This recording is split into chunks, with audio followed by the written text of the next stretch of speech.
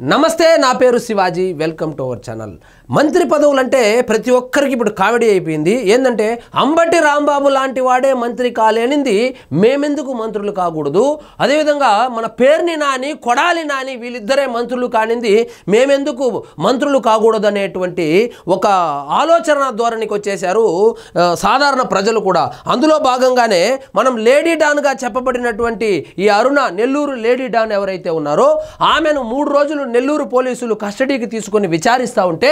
విస్తుపోయేటువంటి విషయాలు బయటపడింది ఆమె అంటుంది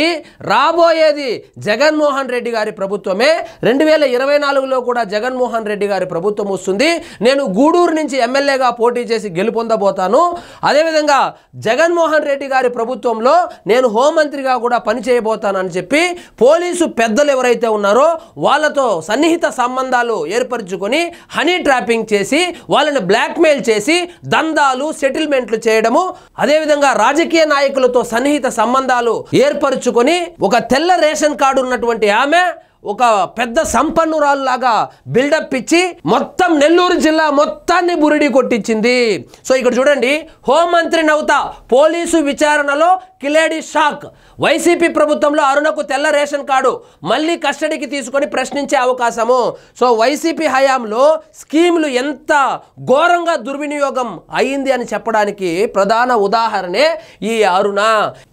అనే ఆమెకి 30 లక్షల రూపాయలు విలువ చేసేటువంటి కారులో ప్రతిరోజు ప్రయాణించేటువంటి ఈమెకి ఒక డ్రైవర్ ఉన్నటువంటి ఈమెకి ఒక పిఏ ఉన్నటువంటి ఈమెకి తెల్ల రేషన్ కార్డు ఇచ్చారంటే ఇక మిగిలిన స్కీముల్లో ఏ విధంగా వీళ్ళు అవకతవకలకు పాల్పడ్డారో ఒక్కసారి ఊహించుకోండి ఈమె పోలీసు విచారణలో అయితే నేను చాలా సాధారణ మనిషిని కావాలంటే నా తెల్ల రేషన్ కార్డు కూడా ఉంది చూసుకోండి అని చెప్తే మరి 30 లక్షల రూపాయల కారులో ఎలా తిరగగలిగావు డ్రైవర్కి ఎలా శాలరీ ఇవ్వగలిగావు అంత లగ్జూరియస్ లైఫ్ ఏ విధంగా లీడ్ చేయగలిగావు అంటే నాకు పెద్ద పెద్దోళ్ళతో పరిచయం ఉంది ఆ పెద్ద పెద్దోళ్ళు నాకు ఆర్థిక సహాయం చేసే వాళ్ళని కూడా చెప్పుకొని వచ్చింది అదేవిధంగా నేను అందంగా ఉంటాను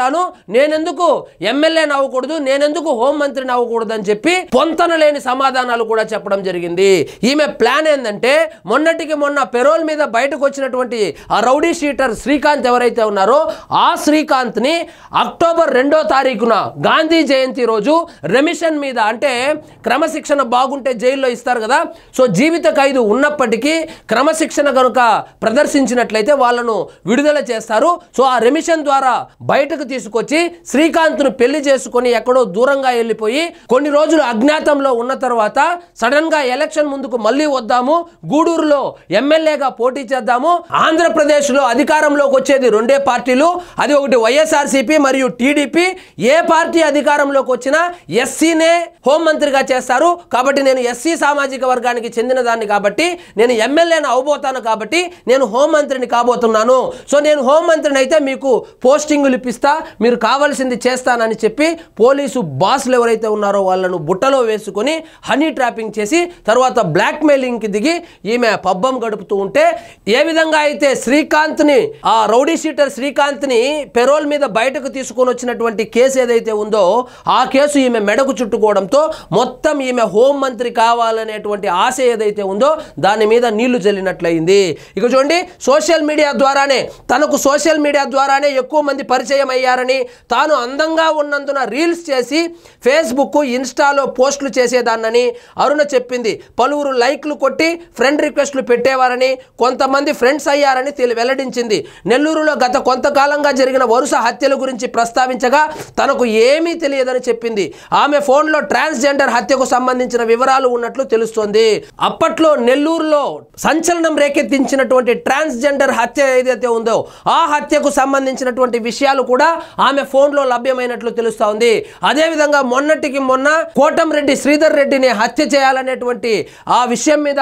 ఆ పెరోల్ మీద బయటకు వచ్చినటువంటి రౌడీ షీటర్ శ్రీకాంత్ మరియు వాళ్ళ మిత్ర బృందం ఏదైతే డిస్కస్ చేసుకుంటా ఉండగా ఒక వీడియో వైరల్ అయిందో ఆ వీడియోను బేస్ చేసుకొని కూడా పోలీసులు అయితే ఆమె మీద విచారణ మొదలు పెట్టారు విచారణ 3 రోజుల విచారణ అయితే పూర్తయింది కానీ ఆమె పొంతన లేని సమాధానాలు చెబుతా ఉంది. కాబట్టి మళ్ళీ కస్టడీకి తీసుకొని ప్రశ్నించే అవకాశాలు కనబడతా ఉంది. మొత్తానికి ఒక సాధారణ మహిళ, ఒక తెల్ల రేషన్ కార్డు ఉన్నటువంటి మహిళ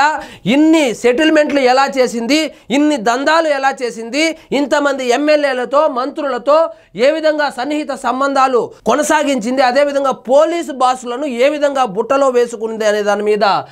విచారణలో అయితే ప్రశ్నలు అడిగితే ఆమె పొంతన లేని సమాధానాలు చెప్పి తప్పించుకునే ప్రయత్నం చేసింది. మళ్ళీ కస్టడీకి అడుగుతా ఉన్నారు. ఈసారి కస్టడీలో ఏమన్నా నేను ముఖ్యమంత్రి అవుదామనుకున్నాను, జగన్మోహన్ రెడ్డి గారే ముఖ్యమంత్రి అయినప్పుడు నేనెందుకు ముఖ్యమంత్రి కాకూడదు అని అంటుందో ఏమో తెలియదు. కానీ మొత్తానికి ఆమె ఆశ గూడూరు ఎమ్మెల్యే అవడము, హోంమంత్రి అవడము, అదేవిధంగా శ్రీకాంత్ని పెళ్లి చేసుకోవడము. ఈ మూడు ఎప్పుడైతే శ్రీకాంత్ని బయటకు తీసుకొని వచ్చిందో పేరోల్ మీద, ఆ కేసులో అరెస్ట్ అయ్యి ఇప్పుడు మిగిలిన కేసులు కూడా ఆమె మెడకు చుట్టుకోవడంతో మొత్తం ఆమె కలలన్నీ పగటి కలలుగానే మిగిలిపోయింది. సో మొత్తానికి స్కెచ్ అయితే బాగేసింది. ఏమంటే ఏ పార్టీ గెలిచినా హోంమంత్రి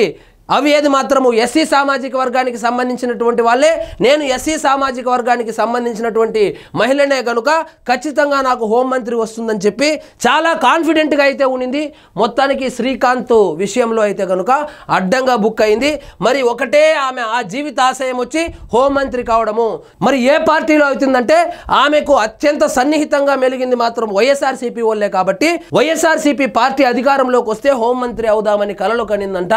మరి